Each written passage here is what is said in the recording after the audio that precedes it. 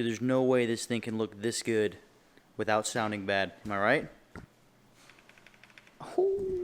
Alright, so what's going on, guys? My name's CG Build and welcome back to another video. Today we have another keyboard build, the ACR59 Black on White Bundle. Now yes, it says bundle because it comes with a lot more than just a normal case and a PCB. I'm going to go over the bundle first just to show everything off. Then we're going to make the ACR59 so much better. I'm being for real.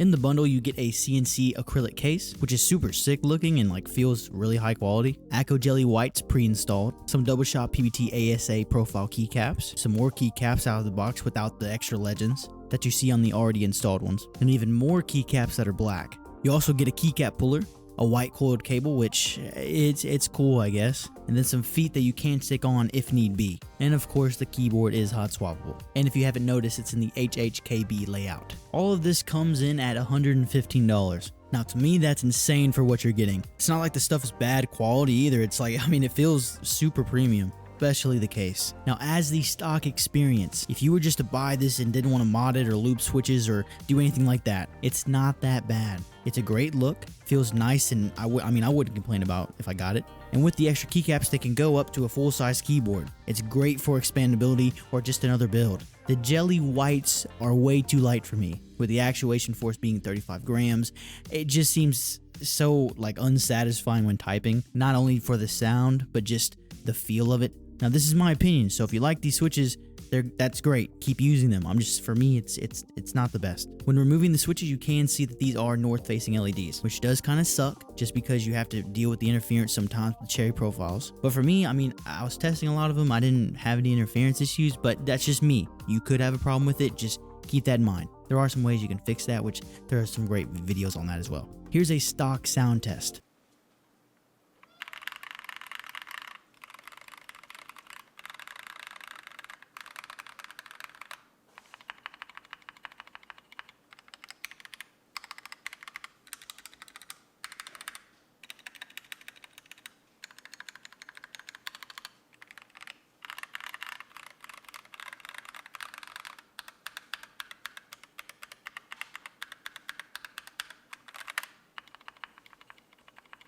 Overall, the bundle's great. You get so much value out of it. Now that we're done with the bundle, let's just look at the ACR59. I want to make this thing better, so let's go ahead and mod this thing. First, take the keycaps off and the switches, and then you gotta take the hex screws off, which is kind of annoying, but it's all good. And now we can get a look at the inside of this thing. It's literally just a plate PCB in the case. No foam. By the way, this plate is super thick. I've never seen a plate this thick before. Now, they say it's supposed to reduce the hollowness because of the high quality of the acrylic case, but it's still pretty hollow, which the jelly whites actually were hiding a lot of the hollowness. Once I took those out and replaced them with some other switches, dude, it was crazy how much the whites were covering it up. Now, to fix this, you already know I got to bring out my signature mod in. I've only done in one other video. Sounds like I'm saying Digimon, bro. CG mod, Digimon. Anyways, CG mod is basically just some medical wrap and put it at the bottom of the case. I know it's not groundbreaking, but I don't know, I think it's cool. I just kind of found it, sounded pretty good, and yeah, I'm just using it from now on. It's easy to work with and not too messy like other mods. So I get some of the wrap and place it in. I got my tweezers and push them around the holes of the standoffs. Now, I tested it just with one, and I didn't like it. It didn't really do much. So I put another piece in, and it felt pretty thick. And instead of going around the standoffs again, I just kind of didn't and just screwed the screws into it. So it's kind of tight, but it works. It actually sounds way better. You'll see the sound test at the end. I wanted to add a bit of tape.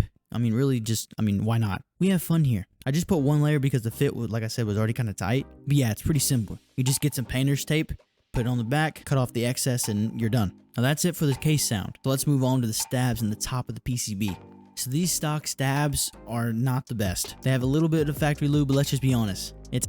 Now the stabilizers are plate mounted, which it's not the best, but you can definitely make them good. Don't get me wrong. The Feker IK75 that I just did, those stabs are great. You can go check that video out. So I lubed them with Krytox 205G, and that's it. Next, I got a fabric band-aid and put it underneath where the stabs rest on the PCB. I was noticing a lot of pinging, and once I put this on there, it just fixed it completely, pretty much. For the actual housings, they wobble a lot. So I put this fabric tape where they clip on, and now there's no movement. Be careful if you do this because they can be hard to clip on and they can unclip sometimes, so just make sure that they are fully clipped in. This thing already sounds so much better. There's like no hollowness, and I mean, there's not a lot of room in it anyway, so hopefully there's not. But that's it for all the mods. Now we can get to the easy but most time-consuming part, lubing the switches. First, let's go over the switches. Now these are the pearl clear linear switches from Techwear. They asked me if I could take a look at these, and they sent me a whole bunch of them. Now first glance, they look like some ice candies, but they're not that. Just hold on for a second.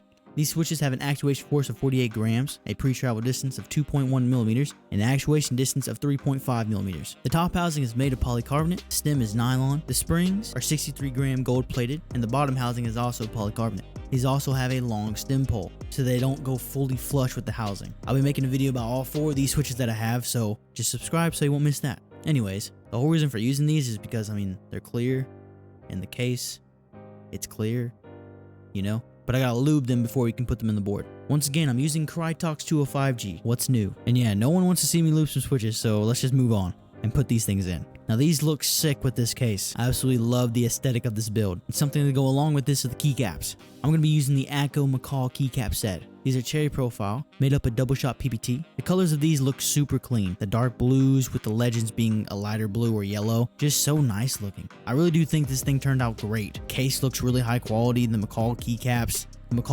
make it stand out. Just all around a great build. But now let's see if it sounds as good as it looks. A little disclaimer before I get into the sound test. I can't give a full sound test. I have carpal tunnel in my left hand. I know I say this every video, but I just don't want you to think, why don't you do a normal sound test? It's because I don't know, man. It hurts, okay? I can't do a lot of things normal, especially lubing switches. It's really hard to not do with your left hand. And yes, I'm 21 and I have carpal tunnel. It's a weird dynamic, I know. Anyways, let's get around with the sound test.